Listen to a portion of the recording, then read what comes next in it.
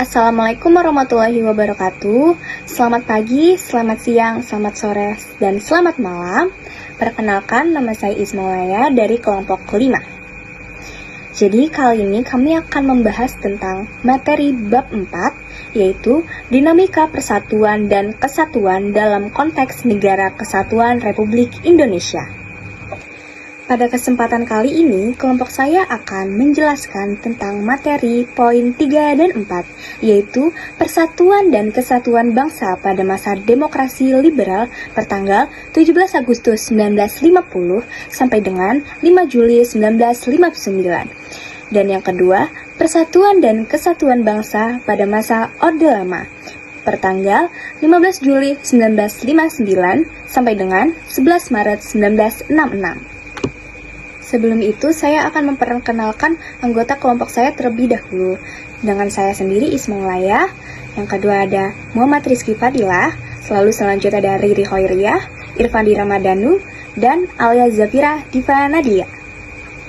Langsung saja kita masuk ke materi pertama, yaitu persatuan dan kesatuan bangsa pada masa demokrasi liberal pertanggal 17 Agustus 1950 sampai dengan 5 Juli 1959. Kondisi Indonesia pada periode ini, Indonesia menggunakan Undang-Undang Dasar Sementara Republik Indonesia tahun 1950 atau yang bisa disebut UUDS 1950 yang berlaku mulai tanggal 17 Agustus 1950. Bentuk negara Indonesia pada periode ini adalah kesatuan yang kekuasaannya dipegang oleh pemerintah pusat.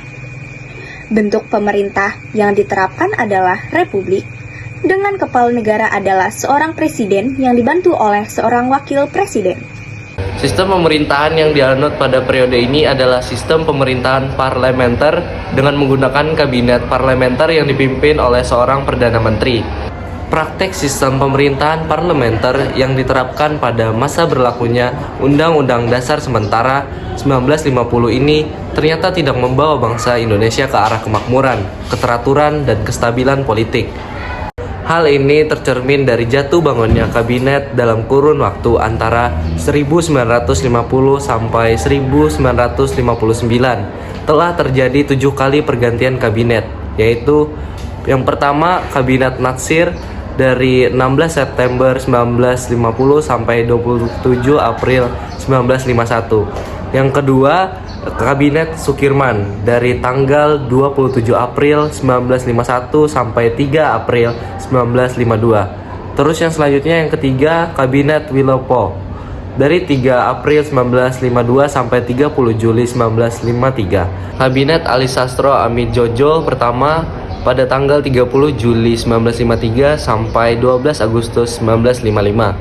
Selanjutnya Kabinet Burhanuddin Harahap pada tanggal 12 Agustus 1955 sampai dengan 24 Maret 1956. Selanjutnya Kabinet Ali Sastro Amit Jojo kedua pada tanggal 24 Maret 1956 sampai 9 April 1957. Selanjutnya ada Kabinet Juanda pada tanggal 9 April 1957 sampai 10 Juli 1959. Pada periode ini juga terjadi beberapa gerakan separatis di daerah. Di antaranya, yang pertama Gerakan Darul Islam atau Tentara Islam Indonesia DITII. Yang kedua, pemberontakan PRRI, Pemersta Pemerintahan Revolusioner Republik Indonesia atau Perjuangan Rakyat Semesta. Gerakan Darul Islam atau Tentara Islam Indonesia DITII kecewa terhadap perjanjian Renville dan keinginan Kartosuwiryo ingin mendirikan negara Islam, lalu pada 7 Agustus 1949 membentuk Gerakan Darul Islam DI dan Tentara Islam Indonesia yaitu TII di Tasikmalaya, Jawa Barat. Penumpasan atau perkembangan DITII menyebar ke berbagai daerah dengan cepat. Beberapa daerah yang menjadi basis pemberontakan DITII yaitu Jawa Tengah, Sulawesi Selatan, Kalimantan Selatan, dan Aceh. Untuk menumpas pemberontakan DI atau TII, pemerintahan melakukan sejumlah operasi militer dan secara damai. Pemberontakan PRRI atau Permesta tidak puas dengan pembagian alokasi biaya pembangunan dari pemerintah pusat. Kronologinya yaitu 1. Letkol PJ Samuel memproklamasikan Persemesta pada 2 Maret 1957. 2. Permesta melakukan pemberontakan di Indonesia Timur. 3. Pemerintahan melakukan pendekatan non-militer dan operasi militer untuk mengakhiri pemberontakan. 4. Pada 17 Desember 1960, Permesta menyetujui mengakhiri pemberontakan. 5. Pada Oktober 1961, seluruh wilayah yang menguasai Permesta direbut melalui operasi militer, yaitu penumpasan. Penumpasan pemberontakan Permesta dilakukan melalui jalur damai dan operasi militer, dengan pemerintahan memberikan amnesti dan abolisi kepada siapa yang terlibat Permesta.